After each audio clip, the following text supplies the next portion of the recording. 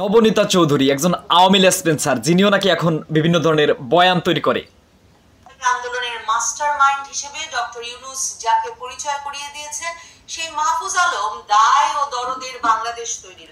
আসলে নবনীতা চৌধুরীর কথা বলতে গেলে তিনি একজন ভালো উপস্থাপিকা, এটা আপনার মানতে হবে, কারণ তিনি ৭১ টেলিভিশন থেকে শুরু করে, মানে ৭১ টেলিভিশন নিয়ে তো সমালোচনা আছেই। হ্যাঁ, তার জন্য অনেকটা একটু থমকে দাঁড়ালাম, কারণ ৭১ টেলিভিশন সহ বিভিন্ন টেলিভিশন তিনি যথেষ্ট উপস্থাপনা করেছে। এখন নিজের একটা আলাদা প্ল্যাটফর্ম সোশ্যাল মিডিয়া তৈরি করেছেন, বিশেষ করে ফেসবুক পেজ এবং ইউটিউব চ্যানেল। তার ইমেল অ্যাড্রেসও আছে, সেখানে একটা নক দিয়েছিলাম কিন্তু উত্তর পাইনি। বিস্তারিত বিষয় নিয়ে আপনাদের সামনে দারুণ একটা ভিডিও উপস্থাপন করতে যাচ্ছি। তো এখন যে বিষয়টা আপনাদের সর্বপ্রথম দেখাবো সেটা হচ্ছে সে কীভাবে আওয়ামী লেসপেন্সার। ২০১৮ সালে যে রাতে ভোট হয়েছিল সেটা সে কোনোভাবেই মেনে নিতে চায় না। এটা নিয়ে যথেষ্ট ডকুমেন্ট আছে, আপনাদের একটু দেখাই, তারপরে কথা বলছি। সাংবাদিকের কাছে তার কোনো প্রমাণ নাই, এবং আমি এখনো অবাক হই খালেদ ভাই, যে মানে সে এখনো পুরোপুরি অবাক হয় যে বাংলাদেশে ২০১৮ সালে যে নাইট ভোটিং সিস্টেম হয়েছিল সেটা সে এখনো বিশ্বাস করে না। এই হচ্ছে বাংলাদেশের জার্নালিজমের একটা উদাহরণ। এই নবনীতা চৌধুরী বাংলাদেশে একজন খ্যাতিসম্পন্ন উপস্থাপিকা হিসেবে যাকে আওয়ামী লোকেরা পরিচয় করিয়ে দেয়। এখন কথা হচ্ছে ডক্টর মোহাম্মদ ইউনূস প্রশাসনকে নিয়ে বা বাংলাদেশের বর্তমান খালেদা জিয়াকে নিয়ে সে যে ধরনের সমালোচনা করছে সেটা আসলে অন্য কোনো উপস্থাপিকা বা নারী এই ধরনের কোনো ব্যক্তির কাছ থেকে এখনো শোনা যায় নাই। কথা হচ্ছে নবনীতা চৌধুরী, যিনি আওয়ামী লীগের বয়ান ফেরি করে বেড়াচ্ছে, যিনি একজন আওয়ামী লেসপেন্সার এবং আওয়ামী দালাল। কাজের কথা হচ্ছে আমরাও কিন্তু ডক্টর মোহাম্মদ ইউনূস প্রশাসন নিয়ে বা খালেদা জিয়াকে নিয়ে সমালোচনা করেছি, কারণ আমরা সমালোচনা করতে বাধ্য।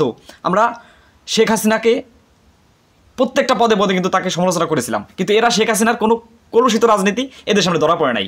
সে ছিল একজন ফ্যাসিবাদের দালাল, সেটা নিয়ে তার এর আগে কোনো কথা ছিল না। কিন্তু বর্তমানে এসে সে ডক্টর মোহাম্মদ ইউনূসের বিরুদ্ধে, খালেদা জিয়ার বিরুদ্ধে বাংলাদেশে নাকি -2 ফর্মুলা বাস্তবায়ন করা হচ্ছে। মানে অলরেডি এখান থেকে খালেদা জিয়াকে বিমানে উঠে দেওয়া হয়েছে, যেমনটি শেখ হাসিনাকে হেলিকপ্টারে তুলে দিয়েছিল বাংলাদেশের সেনা প্রধানরা। এখন এই হচ্ছে নবনীতা চৌধুরীর বয়ান। আসলে সে নিজের প্ল্যাটফর্মে এখন কাজের কথা বলে তাকে কীভাবে মেইল করেছিলাম, এখানে তার মেইল অ্যাড্রেস দিয়ে আছে তার নিজস্ব সোশ্যাল মিডিয়া প্ল্যাটফর্মে। নবনীতা চৌধুরীর বয়ান, এই হেডিংয়ে তিনি কিন্তু বিভিন্ন ধরনের পলিটিক্যাল অ্যানালাইসিস বা রাজনৈতিক বিশ্লেষণ করে থাকেন। এমন কথা হচ্ছে এই নবনীতা চৌধুরী অনেক আগে থেকেই প্রেজেন্টেশন করে থাকে। বিশেষ করে আজ থেকে 15 বছর আগেও কিন্তু সে জার্নালিজম হিসেবে দায়িত্ব পালন করেছিল। সে ৭১ টেলিভিশনে সে পিনাকি ভট্টাচার্যের সাক্ষাৎকার নিয়েছিল, এরকম একটা সাক্ষাৎকার কিন্তু আমি সাম্প্রতিক দেখেছি। এখন তাকে নক দিলাম কী কারণে, মানে তাকে জানতে চেয়েছিলাম যে ২০১৮ সালে যে রাতে ভোট হয়েছিল এটা আপনি মেনে নিতে পারেন না, এই বিষয়টি আসলে আপনার কাছে জানতে চাই। আসলে সেই মেলের রিপ্লাই দেয় নাই, সে অনেকটা আকারে কিন্তু সম্ভবত টের পেয়ে গেছে যে কী জিজ্ঞেস করতে পারি। আর কাজের কথা হচ্ছে এই হচ্ছে নবনীতা চৌধুরীদের আওয়ামী লেসপেন্সারদের চরিত্র।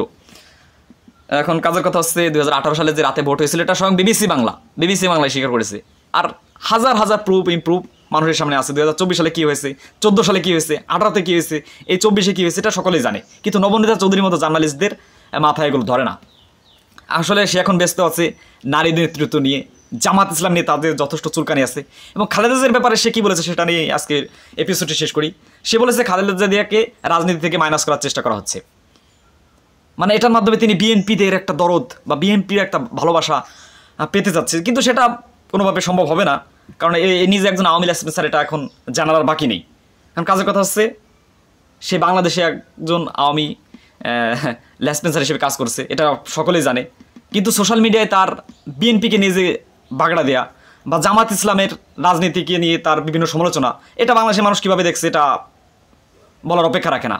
যাই হোক, কাজের কথা হচ্ছে নবনীতা চৌধুরী বা এই ধরনের যারা আওয়ামী লেসপেন্সারের এখনও দোসর বা আওয়ামী লেসপেন্সারের দালালি এখনও করে যাচ্ছেন, তাদের নিয়ে আপনার মন্তব্য কি সেটা অবশ্যই লিখে জানাবেন। আর ফাইনাল কথা হচ্ছে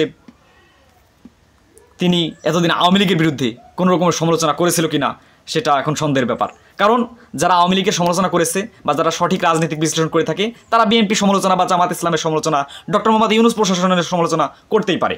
কিন্তু যারা এতদিন শেখ হাসিনার গুণকীর্তন করেছিল বা যাদের রাতে ভোট হয়েছিল এরকম বিষয়টি যাদের চোখে পড়ে নাই, তারা এখন এসে ডক্টর মোহাম্মদ ইউনূস প্রশাসনকে প্রশ্নবিদ্ধ করার চেষ্টা করছে, এটা কীভাবে কী বলি। এখন কথা হচ্ছে আমরা ডক্টর মোহাম্মদ ইউনূসকে এই রাজসিংহাসন তুলে দিয়েছি, কারণ এটা একটা বিপ্লবের মাধ্যমে কিন্তু সরকারটি গঠিত হয়েছে। এখন এই বিপ্লবের সরকারকে তারা কোনোভাবে মেনে নিতে পারে না, ডাইরেক্টলি বলতে পারে না, আকার ইঙ্গিতে বিভিন্ন কিছু বলে, এটা আপনারা সকলেই জানেন। এখন কথা হচ্ছে আমিও ডক্টর মোহাম্মদ ইউনূসকে নিয়ে সমালোচনা করেছি, বিএনপিকে নিয়ে সমালোচনা করে যাচ্ছি, কারণ আমরা শেখ হাসিনার বিরুদ্ধে কথা বলেছিলাম। যে যাকে ভালোবাসে, একটা দলকে পছন্দ করে, তাদের নেগেটিভ সাইডকে তুলে ধরে সেই বিষয়টা কি সংশোধন করার জন্য কথা একজন বলতেই পারে।